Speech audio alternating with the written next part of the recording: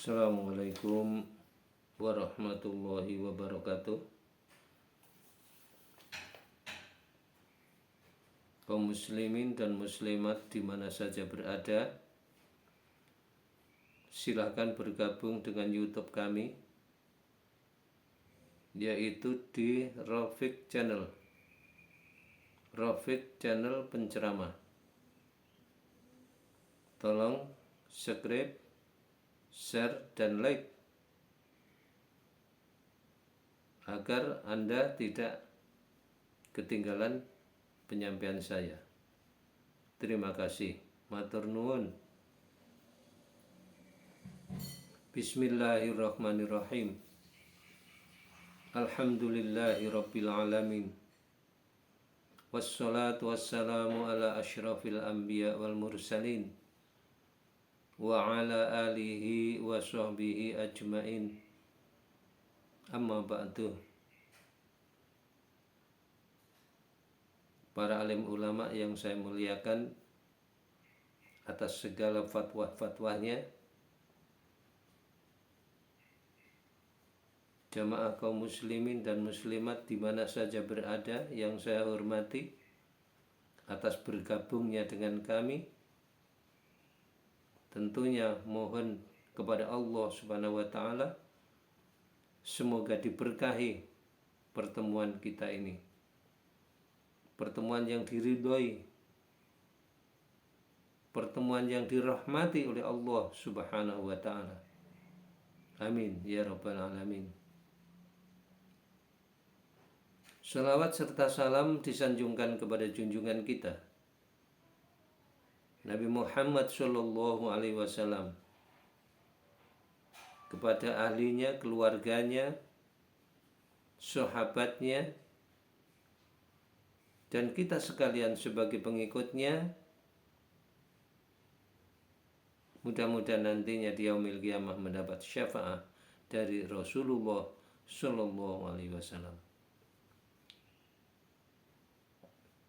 Hadirin kaum muslimin wal muslimat yang berbahagia, langsung saja pokok pembahasan pada pagi hari ini, yaitu nasihat dari Imam Syafi'i radhiyallahu ta'ala anhu. Imam Syafi'i ini satu-satunya imam yang ada silsilahnya dengan Rasulullah Shallallahu Alaihi Wasallam. Imam 4, Imam Maliki, Imam Hanafi, dan Imam Hambali itu tidak ada hubungannya dengan nasab Rasulullah SAW. Tapi kalau Imam Syafi'i ini ada nasabnya dengan Rasulullah SAW. Yang pertama, nasihat Imam Syafi'i dalam kitab tafsir Al-Quran, yaitu barang siapa yang baik, maka niscaya kelapangan itu begitu dekat. Siapa yang berbuat baik, pasti kelapangan pada dirinya itu sangat dekat sekali. Makanya berusaha supaya kita baik. Baik dengan manusia, baik dengan binatang, baik dengan makhluk-makhluk lain. Kepada siapa saja harus baik. Kepada orang yang jahat kita harus baik. Itu kita akan dilapangkan oleh Allah Subhanahu wa taala dalam kehidupan kita. Jadi yang pertama, kita harus berbuat baik dengan siapa saja. Itu pasti akan dilapangkan oleh Allah Subhanahu wa taala. Yang kedua, barang siapa yang mendekatkan diri kepada Allah untuk lepas dari kesulitan, maka pasti Allah akan memberi keselamatan. Kalau ingin selamat dalam perjalanan kehidupan kita, ya, mendekatkan dirilah kepada Allah, berzikir kepada Allah, banyak-banyak zikir, banyak-banyak baca sholawat, banyak-banyak baca istighfar dan lain sebagainya. Itu kita akan selamat. Diselamatkan oleh Allah Subhanahu wa taala, nggak bisa diragukan lagi.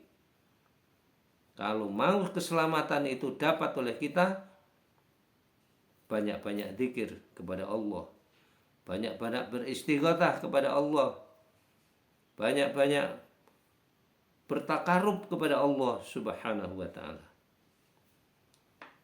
Kemudian yang ketiga, barang siapa yang begitu yakin dengan Allah Subhanahu wa taala, ya pasti tidak merasakan penderitaan. Kalau ingin terhindar dari penderitaan dunia, penderitaan akhirat, ya harus begitu yakinlah kepada Allah Subhanahu wa taala. Gak usah ragu-ragu dengan Allah. La takhaf wa la tahzan innallaha ma'ana. Jangan khawatir, jangan takut. Allah beserta kita. Penderitaan itu akan hilang dengan sendirinya kalau kita yakin dan mantap kepada Allah Subhanahu wa taala. Kemudian para hadirin yang saya muliakan, yang keempat sekarang. Barang siapa yang berharap kepadanya, kepada Allah, maka Allah pasti akan memberi pertolongan. Kalau ingin ditolong oleh Allah, ditolong oleh Allah dari segala hal, ya mendekatlah kepada Allah Subhanahu wa taala. Ya. Menghindar daripada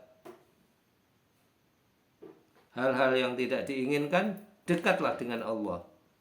Kamu akan ditolong oleh Allah Subhanahu wa taala. Para hadirin kaum muslimin dan muslimat yang berbahagia, demikianlah penyampaian singkat. Semoga bermanfaat.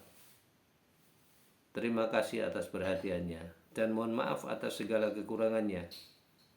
Wallahu muwaffiq ila aqwamit thoriq. Wassalamualaikum warahmatullahi wabarakatuh.